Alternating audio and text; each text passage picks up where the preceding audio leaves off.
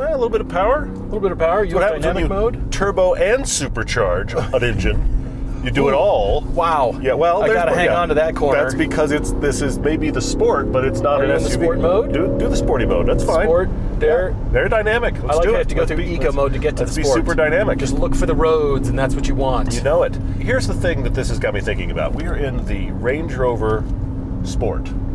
Okay. Range Rover Sport SE. This is the dynamic version. It is. And one up from the base level. So we're kind of middle ground here, but the thing I find fascinating in trucks is in cars, when you use the word sport, you got the sportier version. In trucks, when you use the word sport, you got the cheaper model.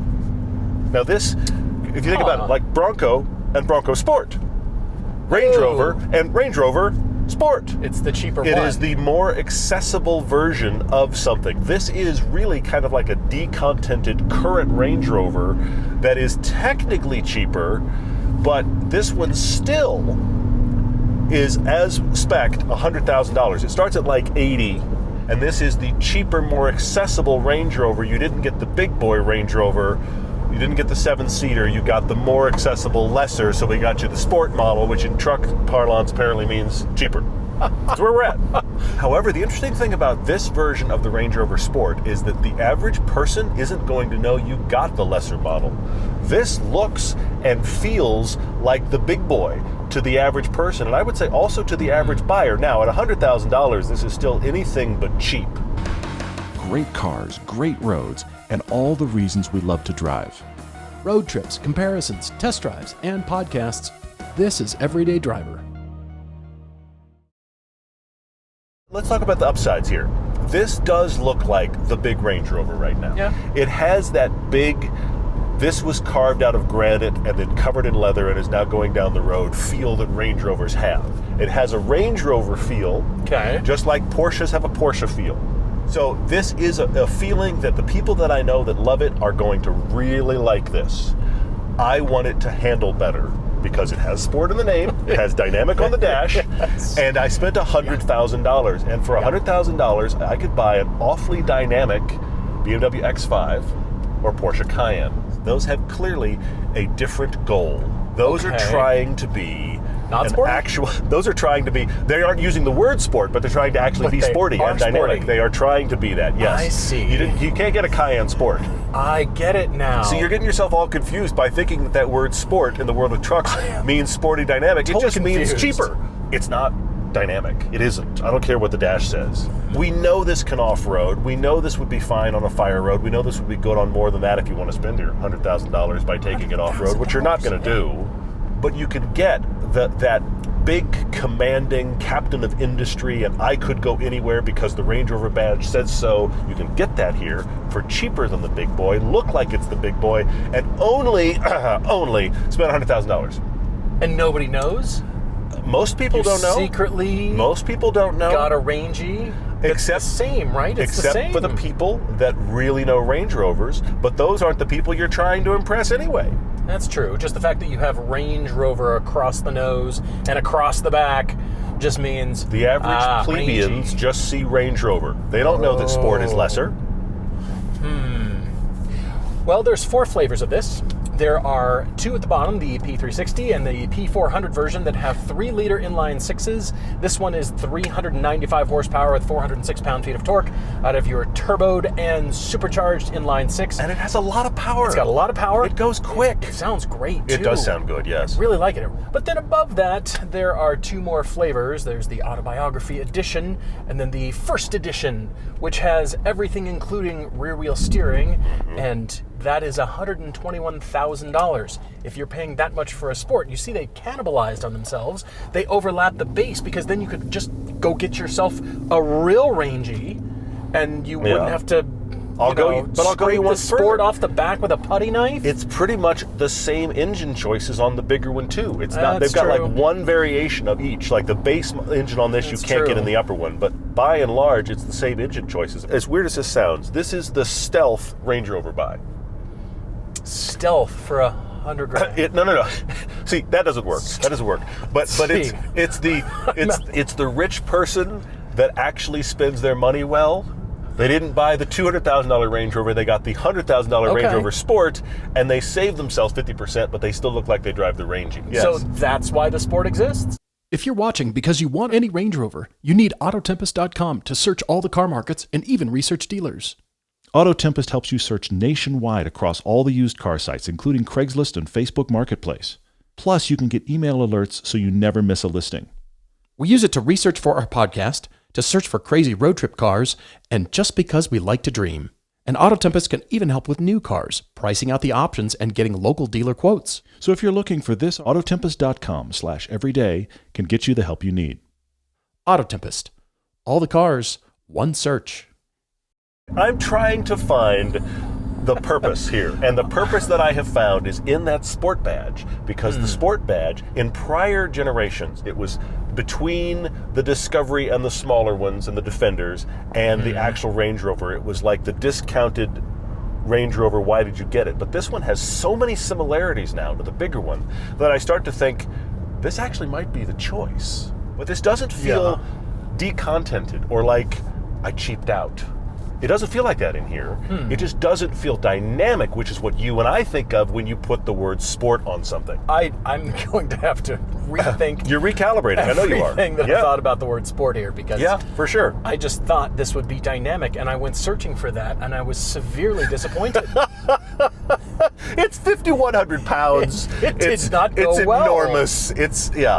The air suspension is great and all, but it's not like it made it. It's got a. Oh wow, that's taut. That's really. Look at the handling. No. Range Rover Sport. There's a non-equal sign. You are sitting up high in between those words. There is body roll. There is tilt. It's like, whoa, we're doing something now. That happens. But look, think about the buyer though, and there are a lot of buyers out there, and it's not you and me, but there are a lot of buyers out there. It is not you and me. That big feel is the thing they are drawn to. Sometimes it feels lumbering. Range Rover has always made it feel like it's luxurious, like it's road commanding, even though it's this big. I mean, right here, look, that is a lot of body roll. I'm about to grab onto something because I am hanging on to the wheel. Yes, yes. That's not fun. There's a lot of body roll. There's a lot of tip, okay? It's not out of control. It doesn't do anything weird mid-corner, but you're just aware of the fact you're in this big, high-riding thing that weighs a lot. It's sort of like the 1967 Buick. Okay. Road-hugging weight. It does have road-hugging weight, now that you have landed the plane there. Good job. That's excellent, yes. And that was a good thing, apparently. Yes, it because was. Stuck to the road. Well, of course it did, because of the weight of the car. Nobody could possibly move it off of its trajectory. It's got road-hugging weight. It even looks heavy. I mean, look at the styling. It does. What I've noticed about this is it's kind of a balloon shape, but only from the belt line to the ground. From the belt line on all Range Rovers, it has to be just a straight line, capped off by a roof that is the body color. So the greenhouse has to be black, and then the roof really harkens back to how Range Rovers used to be made, like in the 60s. It was like a cap, like a steel cap on top of the... Dropped it down. Somebody bolt that down. We got to go to lunch. Kind of. That's where the styling came from. You're right. But there isn't a Range Rover that has a shoulder line that dips or kind of arcs. You're right. It's just a slash. Yep. So this very clean shape, all of the graphics are just that. Look at the shut lines and the headlights and taillights. They could be any shape. They're just sort of painted on. The grille is just painted on. There's very little sculpting. There's a very subtle little hint of a line that goes along the outside of the shoulder and then drops to the ground. It turns the corner right at the taillight. Very hard to see. It's almost too subtle. Okay. It's a slab-sided boxy thing, but I actually do like how it looks. It looks very purposeful and expensive, and then you get in and the same feeling happens here. Very purposeful and expensive and really high-quality materials. And okay, I can see where my $100,000 went, except for the seats. I thought sport. No. I shouldn't fall into the door when you corner like you just did. I shouldn't fall into the door, like have to, grip onto the armrest here and fear for my life. They're luxury seats. They're not, practically flat. They're what happened very to leathery. Sporty seats? No. It's on the back of the truck. I know. Sport. I know. Sporty seats. We're see, sporty driving. The knob says sport. You're applying actual definitions in English. I'm applying logic. I know. This is to sport what the electric Porsches are to turbo. Okay, that helps. They've redefined what the word means. They've completely thrown out what the word means. They've used it as a trim. They've used it as a trim word, not as an actual definition for what the car does. There are no sports cars that have the word sport on them. No. None. No, it doesn't happen. Only trucks. Yep. I see what you're doing here. Yes. The seats are very comfortable sitting still. These are seats designed for comfort. I mean, I would love to have like 4,000 versions of massage, which I'm sure is an option you could get in this, but it doesn't really happen in this version. I will say one thing that is really bothering me, bothering me a lot about this interior, is these armrests. This is a carryover. They're classic. That's the thing. And it's a carryover from Range Rover armrests. You can turn this thing and you can set how high it needs to be. I understand why they're here from a history perspective of Range Rover. However, here is my issue. Fussy and difficult to use? No, that's fine. Here's my issue. When you had this no center console world, these were amazing because you could get them exactly, they were like the best. You could get them exactly the height you wanted, except we have this now. This exists. True. And anywhere you're going to put this, you're not going to like it. You're just going to use the big center armrest thing, monster. That's very nice. This is now useless. Yeah. This is here entirely for nostalgia now. To go, look, we're still doing it. Did you see what we did? We still do the Range Rover armrest, because put that up here, use this, you'll never miss it, ever. Range Rover is, in so many ways, the Rolls-Royce perception in SUVs. Yeah, People I can see look that. at it that way, okay? So if you want that perception, that's true. why you got the Rangy. It does feel very luxurious. There's just a few little things in here I'm just like, really? And the armrests are among it. You know, it's the piano black for me. This is blinding me currently, No, it's terrible. because the sun's bouncing right off into my eyes, and it gets dirty and scratches and Piano black is the worst thing ever. And why would you put this in a luxury vehicle? It does not make it more luxurious. It actually looks cheap to my eye. But I actually do like the curved screen. I do like the really instrument cool. panel. Yes. You've got 2 glove boxes. You've actually got a really nice looking steering wheel. It's a haptic fest over there. Excellent screen, not excellent knobs, because they do dual purpose, actually triple purpose, because you have to push and pull for the function. And I wasn't used to that, and I spent way too long looking at it while I was driving. So yes, you've got your temperature, but then if you want to change the fan speed, you have to push once. But then I kept going, and I got to the seat heater. Like, no, that's not what I want. I don't need seat heat, it's summer. No, so I kept pulling, and then I tried to pull my way back up out of the menu, and no, I was still on fan. I need to get back to the temperature, and nope, it asks you to push again, and then we're back to the temp. Very not intuitive to use. I understand that the designers wanted to clean up the instrument panel. It's a very low amount of buttons, but no, that was confusing, and it's hard to use and difficult. I'm desperately looking for the fan speed. Where is it? And then I noticed this tiny little script buried within the knob. Like, there's a little screen. What? I have to push it? Oh no, sorry, pull. No? See, you're confusing yourself right now as you use it, yes. Manual. I can control the fan speed, finally. I mean, my eyes have been off the road for a long time.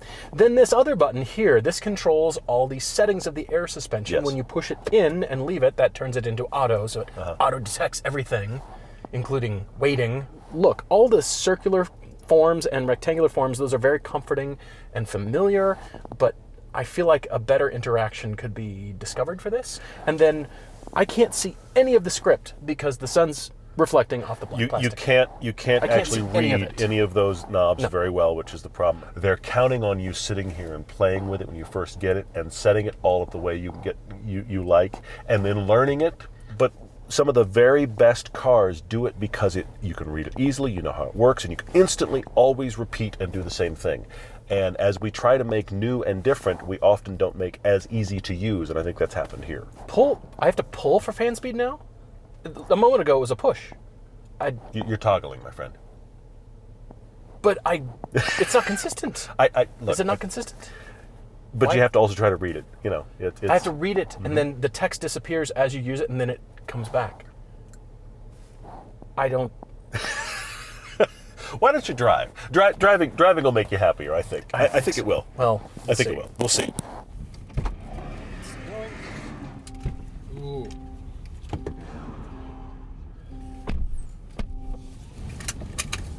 Sport, not sport, doesn't matter. Just looks like a Range Rover. Nobody's going to know. Nobody will know. Yeah. All right, so the button on the back of the shift knob here is not positioned well for your fingers. It's too high to the top of the shift knob, and it's fussy to use, and it's not very intuitive. They're not expecting you to grab it, Paul. They're expecting you to just touch it. Just touch it barely. Well, then do the Porsche shifter shaver thing. See, that looks terrible, though. This suggests that you grip it. I know. My fingers go way down here because my hand covers it. You're right. I get it. I understand. No. Okay. All right. Good to know. All right. Ooh, powerful. Lots of power. Sounds really good. Range Rover has always been about suspension. For 30, 40 years, it's always been about air suspension. You think of Range Rover and you think, expensive, complex, fussy air suspension. You think about what kind of condition is the air suspension in? If I'm going to buy a used Range Rover, how's the air suspension? That's question one, for sure. It's even better for this version. It senses so much. It's got so many different settings here through the knob that retracts. Here, it will set from water fording all the way at 11.1 inches of ground clearance, really high, all the way to where we are now for dynamic on-road sporty driving. Yep. Not really, but it doesn't control the body roll. It controls the damping up and down, but then the body roll left and right, I'm not comfortable in this, and I don't want to go fast. Weighing 5,000 pounds, it feels like each corner is 1,000 pounds each. It feels like all the weight is down in the air suspension. So nothing about this is about sporty driving. But then wait a minute, we already have a Range Rover above this that is so capable off-road, and they know it, so all that system is really on here too for off-roading, but this isn't going to be the one that you're going to take off-roading. Most of these are going to be spent on-road and driving around. Very little time The bigger ones off-road. too, though. The ones above this are going to hang out in Beverly Hills and around Harrods in London, and they're not going off-road either. Yes. Yeah. This doesn't know what it wants to be, because if you are spending $100,000, I'm going to tell you all day long to choose anything from Ingolstadt, Munich, or Stuttgart. Okay. Every single one of those manufacturers, all four of them, build something that is actually dynamically interesting in a heavy SUV. You're talking Cayennes from Porsche. You're talking the GLE from Mercedes, the X5 from BMW, and who am I leaving out? There's an SQ8, which is the mini Urus. Yeah, I take that point. So all four of those. Okay. All right. Absolutely, if you want to do driving, which is where most of them live, is on the road. Sure. Yeah. Now, if you're buying this and you're going off-road, I applaud you, yes, but then it's too nice. This is not an off-road vehicle. It's almost like Range Rover needs to build something not quite as nice and more functional with all the capability of this, but the interior is really just a hose-it-out kind of interior. And the Defender's still it's still too nice. But that's what the Defender is for. I suppose so, but it's gotten too expensive and too nice. Okay, that's full throttle. Yeah. 5,000 pounds of kinetic energy. And more and more, as it gets up higher in the rev band, you start to go, oh, that is impressive. It's got good power, but it's a heavy decent truck. Power. I mean, you can get the twin-turbo V8. You can get the V8 with this, which I do like. And there is a plug-in hybrid version of this. So, for $100,000 and you're wanting something like this, all right, you don't need a lot of power. I mean, $395 is still quite a lot, but there's no driving enjoyment to be found. Now, this is running on Michelin X-Ice winter tires, so I will give it at least 50% credit for not handling like we think it should. I didn't notice that. It's swimming, it's squishy, but for the most part, you're just going to be doing this everywhere you go. Well, you're not going to, I mean, frankly, you shouldn't buy this for its handling capability. You buy it for the big, heavy, luxurious Range Rover feel, and this does that. And it does it, I hate to say it, at a discount of $100,000. Yeah, but there's a bunch of other SUVs that will do all that. That's a problem. And they drive really well on road, surprisingly well. I mean, I guess I appreciate it. It's an offering in the market. Yes. It doesn't set different standards, I don't think. It's a different approach to things. And, if you don't want any of the Germans, okay, this is one of your options. And it is very high-end and very luxurious. There's also something that I noticed about torsional stiffness and how the engineers have claimed a 35% better torsional chassis stiffness for this new Sport than the prior version, which makes me think, what was it, pool noodles that we built the last one out of? 35% is significant. It's a lot, yeah. But over bumps, I've been aiming for bumps. I've been aiming for This is how you know it's a press car. Pavement. You can do things like aim for bumps. In your personal car, you're like, get away from the bump. Yes, we just dive right in. Let's see what the suspension will do, because that's what Range Rover's known for. For the most part, it soaks things up. And yeah, it's pretty decent. But then the doors started to creak. I mean, to the point where you're interesting. hearing the seals rub a little bit, just a little bit. But that means the doors are moving slightly over the smallest bumps. I'm not articulating and leaving a wheel over bumps. And I'm hearing the doors creak. Interesting. Okay. So I looked over at the door and then I thought, well, what is this Meridian high-end stereo doing in a very not high-end plastic box? Little things. The deeper I dug, the less impressed I got. Interesting. And that made me really gravitate towards Cayennes. I hate to say it, but Cayennes exist. They so do X5s. Yep. I do think that the Cayenne, the X5, and the GLE are really strong competition for this at similar pricing for sure. Now, I mean, you can blow this out to 120, but you can blow those out to 120 as well. All of them start around 80 grand, and loaded up the way you want, they're probably around 100. That is very competitive. You can also go cheaper than this and get into the Genesis GV80, which we like, but I will say actually does feel cheaper than this in interior and in build quality. So that's in there at the lower end of the market, which is also very competitive. This is, you're buying it as an alt. You really are buying it because you don't want one of the Germans and you like the Range Rover feel, and that's they've given it to you at a slightly more affordable price. Affordable. $100,000 is affordable now because you couldn't afford the big Rangey. Because you couldn't get the one that was $250,000. You got this one. No, I like that this is an alt and I like that it exists. I just feel like there's so many features that are just different for the sake of being different. The door handles are a great example. They're down by my calf.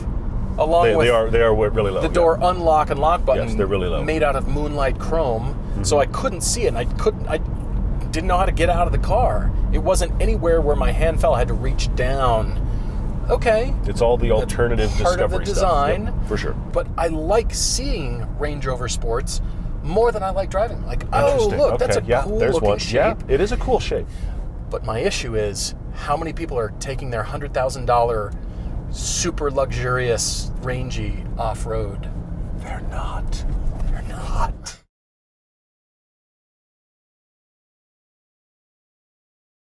This morning, a contractor spilled some gravel in the Starbucks drive-thru, so we better take the Rangey.